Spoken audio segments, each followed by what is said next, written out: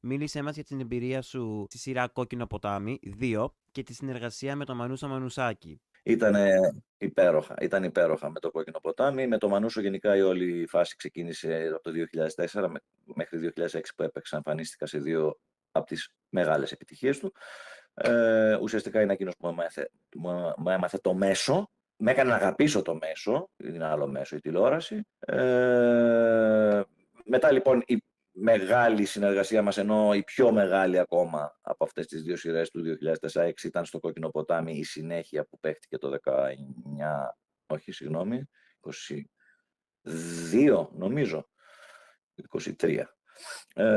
Η συνέχεια του Κόκκινου ποταμιού και η συνεργασία με τον Μανούσο ολοκληρώθηκε στην τελευταία του δυστυχώς δουλειά, Ναι, στην η οποία ΕΡΤ1 το συνεχίζεται μεν. Πολύ καλή ήταν η σχέση μας, έμαθα πράγματα και έχω πολύ ωραίες αναμνήσεις από ταξίδια, γυρίσματα, γιατί πάντα κάναμε και σε ταξίδια Θεσσαλονίκη, με χιόνια στο Καλέτζι για τα κρυφά μονοπάτια, δηλαδή πραγματικά έζησα πολλά με τον Μανούσο. Πάντως και Και από τον άλλες, θεωρώ... πάντως και από άλλες συνεντεύξεις που έχω κάνει προς το παρόν για αυτό το project, ακούγεται και ακούω ότι είναι αξιέπαινος διότι ό,τι είχε να σου πει, στο έλεγε διακριτικά στο αυτί. Ακριβώς. Είχε αυτό το πράγμα ο Μάνος. Δεν θα φωνάξει ποτέ, θα έρθει, θα σηκωθεί και θα σου πει με τον τρόπο που... Αυτό ήταν πολύ σωστά το αναφέρεις, γιατί δεν θεωρείται δεδομένο. Διακριτικός. Για μένα αυτό λέγεται σεβασμός.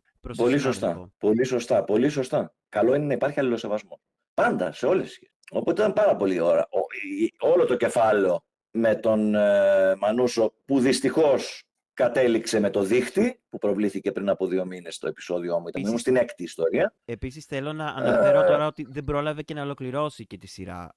Δεν πρόλαβε να ολοκληρώσει, αλλά άφησε όμως σαφή ευτυχώς σχεδιασμό, είχε προσχεδιάσει. Οπότε τώρα σε ό,τι γίνεται αυτή τη στιγμή στη σειρά, ασχετά αν εγώ ολοκλήρωσα τα γυρίσματά μου, είναι νήματα που ο Μανούσος έδωσε, πρόλαβε να δώσει. Ήταν πάρα πολύ ξαφνικό για κάποιους, για όλους μας πάντα. Δηλαδή, και εντάξει, οπωσδήποτε είναι ένας άνθρωπος που λείπει και θα λείψει. Στον καθένα, στο βαθμό που τον αφορά.